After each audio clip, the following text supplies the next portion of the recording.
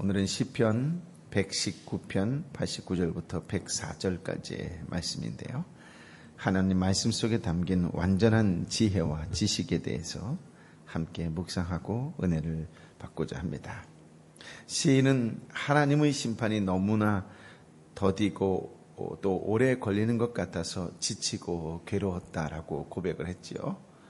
그러나 시인은 계속해서 하나님의 신실함과 인자하심을 믿었습니다. 끝까지 신실하신 하나님께 도와달라고 부르짖지요. 그리고 인자하신 하나님께 살아나게 해달라고 기도합니다. 구원의 하나님만을 바라보며 하나님의 말씀을 지키겠다고 눈물을 흘리며 결심을 합니다. 어려울 때 말씀에 순종하는 것은 참된 믿음의 증거입니다. 교만한 자의 삶의 방식을 따르지 않도록 주의하셔야 합니다. 자기 주장, 자기 생각, 자기 고집은 예배를 드리기 전에 회개의 기도를 통하여 하나님 앞에 다 내려놓으시기 바랍니다. 복수하려고 애쓰기보다는 의로우신 또 재판장이신 의로운 재판장이신 하나님께 기도해야 합니다. 그리고 하나님께서 내가 어떤 모습으로 살아가는 것을 기뻐하실지를 생각하고 행동하시기 바랍니다. 오늘 말씀은 위기 가운데 찬양하는 시인을 만나실 수 있습니다. 89절부터 91절까지의 말씀을 다시 읽어볼까요? 시작. 오 여호와여, 주의 말씀이 하늘에 영원히 서 있고 주의 신실하심은 온 세대에 걸쳐 있습니다. 주께서 이 땅을 세우셨으니 땅에 존재하는 것입니다. 그것들이 주의 법도를 따라 지금까지 계속되는 것은 그 모든 것이 주를 섬기기 때문입니다. 89절, 90절에 시인이 위기 속에서도 찬양할 수 있는 이유가 나오지요. 그것은 말씀 가운데에 하늘과 땅을 지으시고 그것을 운행하시고 붙드시는 분이 하나님이시라는 것을 깨달았기 때문입니다. 온 세상이 유지되는 것이 바로 하나님의 신실하심 때문에 라고 깨달은 시인처럼 저와 여러분 성도들은 앞에 펼쳐진 세상을 보면서 주님의 말씀과 그분의 주권이 영원하다는 것을 확인하고 또 확신해야 할 것입니다. 오직 성도만 세상을 통치하시는 하나님을 믿음의 눈으로 발견할 수 있지요. 91절의 말씀은 89절, 90절의 해설이라고 할 수 있어요. 시인은 온 세계 만물이 오늘날까지 견고하게 서 있는 까닭은 그것들이 온 세상의 왕이신 하나님의 법도를 따라 하나님의 말씀을 따라 순종하고 있기 때문이라고 주장을 합니다. 92절, 93절을 읽어볼까요? 시작.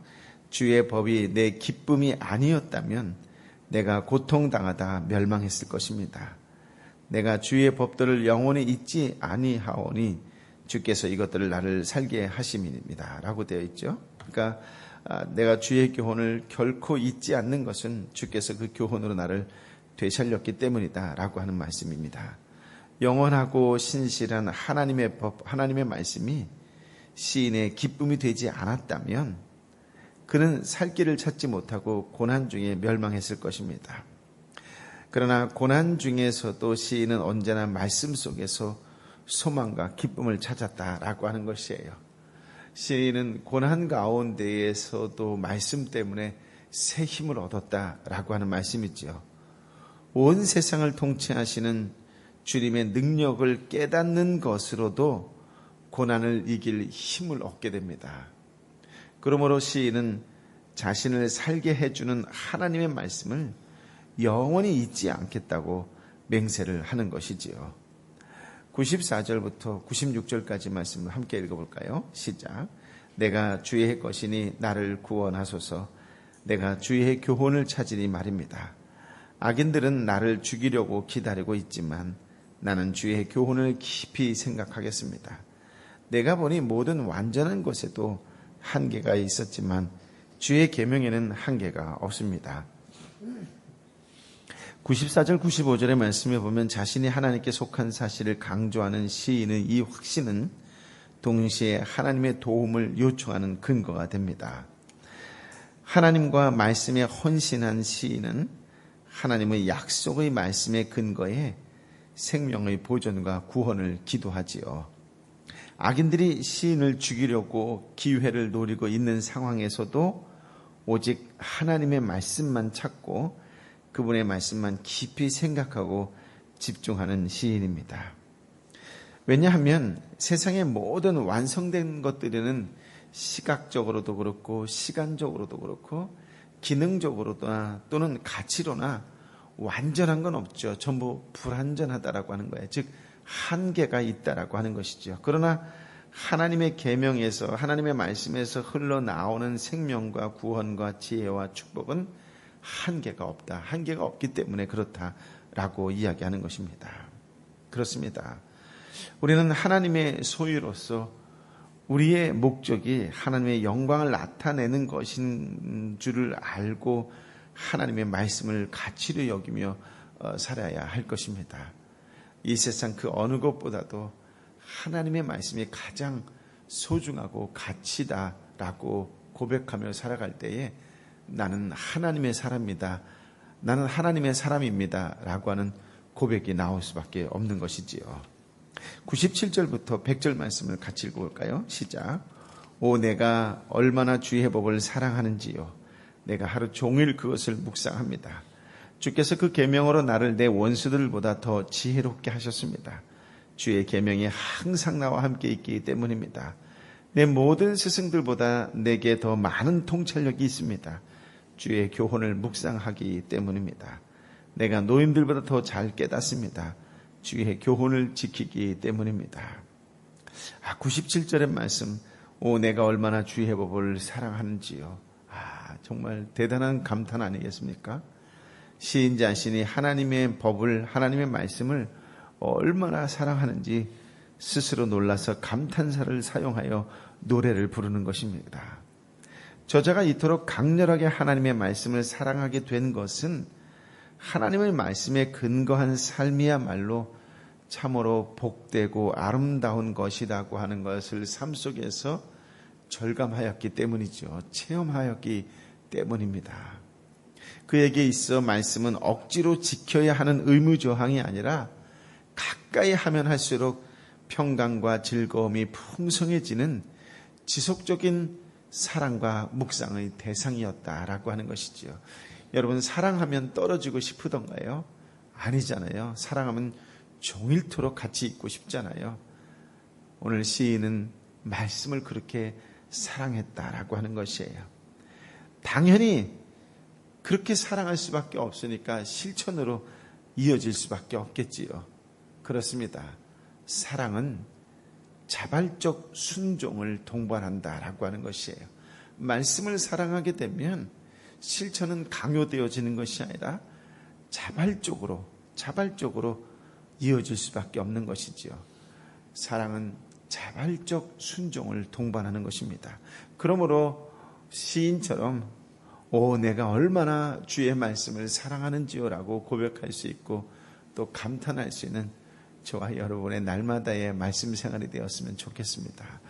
그런 놀라운 은혜와 은총이 경험되어지는 삶이 되시기를 예수님의 이름으로 축복합니다. 아멘. 시인은 98절에 보면 하나님의 말씀을 종일 묵상하는 이유가 무엇인지 이야기하고 있어요. 그것은 말씀 묵상을 통해 하나님의 계명을 깨달으면, 말씀을 깨달으면 원수들보다 지혜롭게 되기 때문이다 라고 하는 것이에요. 우리가 자녀를 키울 때에 늘 기도하는 것 중에 하나가 무엇이에요?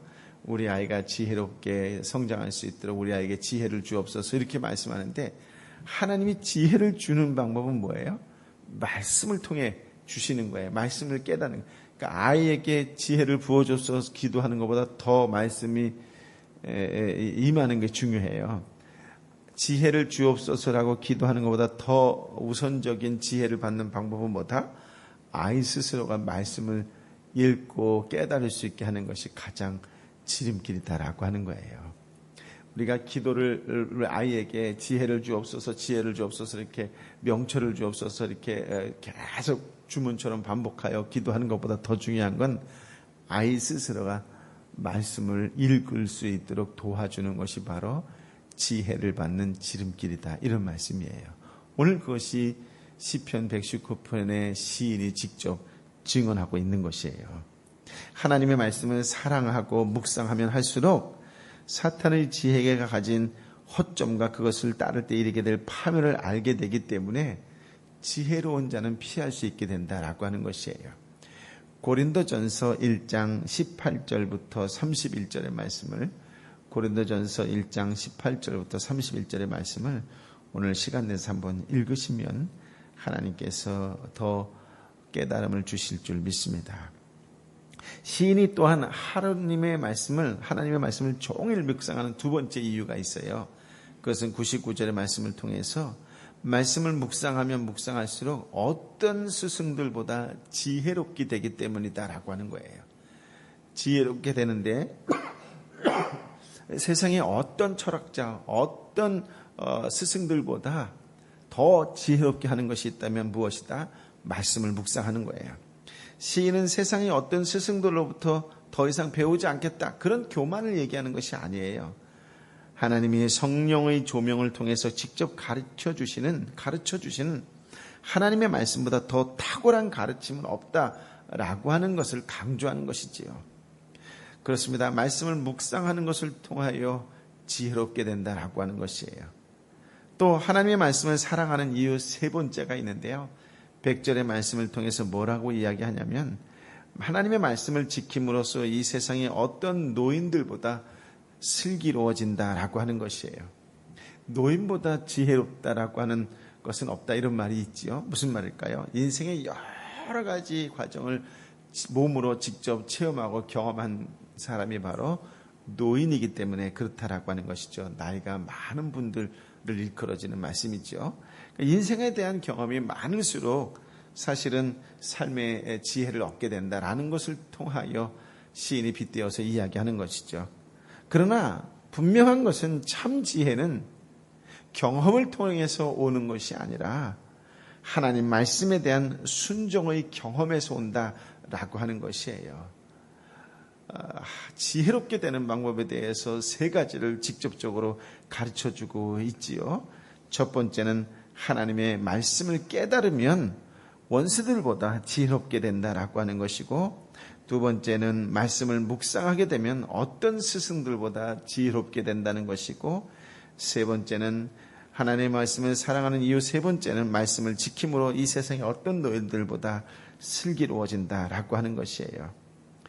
그러므로 말씀 순종을 해야 한다는 분명한 당위를 이야기하는 것이죠. 그러나 우리가 또 한 가지 명심해야 될 것이 있다면 그것이 무엇이냐면 말씀 순종에 앞서 갖추어야 할 태도가 있어요. 그것이 무엇이냐면 하나님을 경외하는 것이에요. 하나님을 경외하는 마음이 있어야 말씀이 순종이 온전히 이어진다라고 하는 것이에요. 잠언 말씀에 많이 나오는 말씀이죠. 하나님을 경외하는 것이 지혜의 근본이다라고요. 하나님은 경외하는 마음이 있어야 말씀에 순종하라는 마음이 생기고 말씀에 순종할 때 참 지혜를 얻게 된다라고 하는 잠언 1장 7절 이하의 말씀입니다. 말씀을 종일 묵상한 말씀에 순종하는 것만큼 우리를 지혜롭게 만드는 것은 없다는 것을 다시 한번 깨달으시고 기억하시고 그런 지혜로운 하나님의 사람으로 살아가시기를 예수님의 이름으로 축복합니다. 그러므로 날마다 묵상하는 그리스도인, 순종하는 그리스도인으로 살아가는 복된 하나님의 사람으로 살아가시기를 축복합니다. 101절부터 104절까지의 말씀을 함께 읽어볼까요? 시작. 내가 주의 말씀을 지키려고 모든 악의 길에 빠지지 않도록 발을 잘 간수했습니다. 주께서 직접 나를 가르치셨기 때문에 내가 주의 법을 떠나지 않았습니다. 주의 말씀이 내 입에 어쩌면 이렇게 달콤한지요. 내 입에 꿀보다 더 답니다. 내가 주의 교훈에서 깨달음을 얻으니 모든 잘못된 길을 싫어합니다. 앞서 시인이 하나님의 말씀에 대한 사랑을 고백했다면 101절 이하에서는 하나님의 말씀을 지키기 위한 시인의 노력을 보여주는 것이에요. 첫 번째는 뭐라 그래요? 발을 잘 간수했다. 이렇게 101절에 표현하고 있지요. 신앙의 정도를 걷고자 하는 시인의 강한 의지적 노력을 반영하는 표현이다라고 하는 것입니다. 악의 길이라면 일체 가지 않는 거지요. 102편에 보면 세상의 악한 길과 대조되는 주님의 법을 가르쳐 주신 가장 탁월한 스승이신 분이 누구다? 하나님이시다라고 고백을 해요. 말씀을 읽을 때마다 말씀의 참된 의미를 깨닫게 하시는 분은 성령 하나님이시지요. 성령 하나님은 어떻게 하면 의롭고 풍성하고 행복한 삶을 살 수 있는지를 말씀으로 가르쳐 주십니다. 악한 길이 아무리 그럴싸하게 보여도 하나님의 말씀만이 참되고 옳은 길임을 끊임없이 상기하면서 말씀에 붙어 있어야 한다는 말씀이지요. 103편의 말씀 얼마나 멋진 말씀이에요. 주의 말씀이 내 입에 어쩌면 이렇게 달콤한지요. 내 입에 꿀보다 더 답니다. 이렇게 이야기하잖아요. 이 말씀은 사실 이성적으로는 이해가 되지 않는 표현입니다. 왜냐하면 삶 속에서 맛으로 느껴지는 것, 그것은 곧 경험이기 때문에 그렇지요. 달콤함, 그것은 하나님의 말씀이 이루어질 때 우리가 받아 누리는 풍성한 복이라고 할 수가 있습니다. 또 말씀을 깨달을 때 그 깨달을 때 얻는 만족을 일컬어서 달콤하다 이렇게 표현할 수가 있어요. 실질적으로 스윗하다 이런 게 아니라 말씀을 깨달음을 달콤하다라고 표현하고 말씀을 통하여 누리는 복을 달콤하다 이렇게 표현하는 것이에요. 시인이 이 세상의 어떤 기쁨과 감격도 말씀을 묵상하는 것을 통하여 하나님의 말씀이 주는 깨달음과 비교할 수 없다라고 하는 것을 강조할 때에 시인은 달콤하다 이렇게 표현한 거예요. 물론 꿀은 몸에도 좋은 그런 건강식품이라고 이야기하지요. 말씀은 영혼을 건강하게 할 뿐 아니라 인생 최고의 기쁨을 알게 하는 하늘의 양식입니다. 이 음식을 먹는 자마다 아무리 지쳤어도 새 힘을 얻을 뿐만 아니라 사랑과 은혜라는 활력도 얻습니다. 성도의 삶이 형통한 것은 모든 일이 잘 되기 때문이 아니라 핍박과 어려움 가운데 있어서도 주님이 함께 하심으로 모든 것을 견디며 승리하기 때문에 형통하다 이런 표현을 쓰는 것입니다.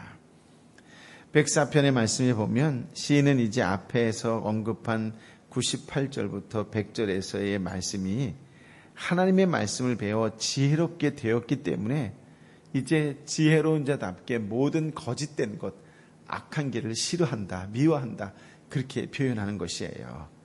하나님의 말씀을 사랑하는 자로서 당연한 고백일 것입니다. 말씀을 꿀처럼 받아먹는 자들은 거짓된 행위를 미워하겠지요. 싫어할 것입니다. 하나님의 말씀을 깨달을수록 옳고 그른 것이 분명해지지요. 또 하나님의 말씀에 대한 사랑과 열정은 그 길과 반대되는 모든 것을 혐오할 것입니다. 말씀의 맛을 알면 알수록 세상에 있는 모든 거짓된 것은 거들떠 보지도 않을 것입니다. 싫어할 것이에요. 잠언 8장 13절에 이렇게 나와 있어요. 여호와를 경외하는 것은 악을 미워하는 것이다. 나는 교만함과 거만함, 악한 행실과 고집이 센 입을 싫어한다 라고요.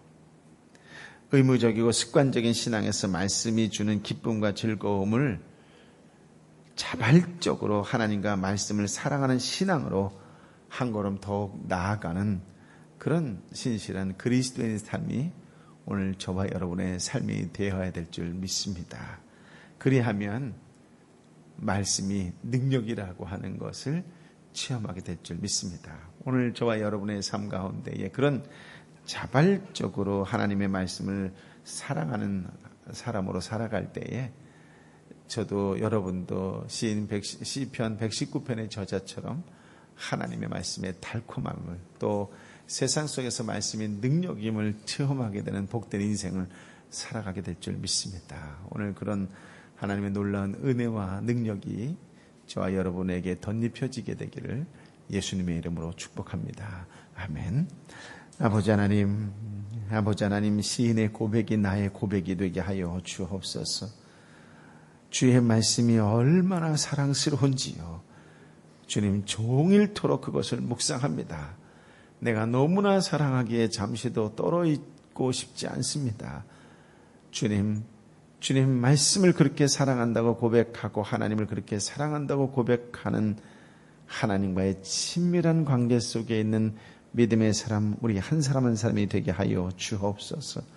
주님, 세상의 그 어떤 것보다도 말씀을 통한 지혜를 얻는 지혜로운 자, 분별력과 판단력과 통찰력을 가진 탁월한 하나님의 사람들 되게 하여 주옵소서.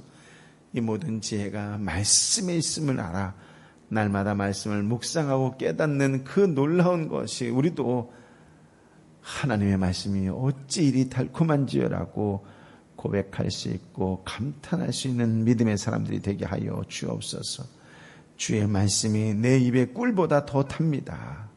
주의 말씀에서 깨달음을 얻었으니 이제 나는 잘못된 길을 걷지 않겠습니다. 싫어합니다. 미워합니다. 오직 예수 그리스도의 그 길만을 따라가겠습니다라고 다시금 선포하며 결단하고 결심하며 선포하는 믿음의 사람으로 사는 오늘 우리 예배자의 한 사람 한 사람이 되게 하여 주옵소서.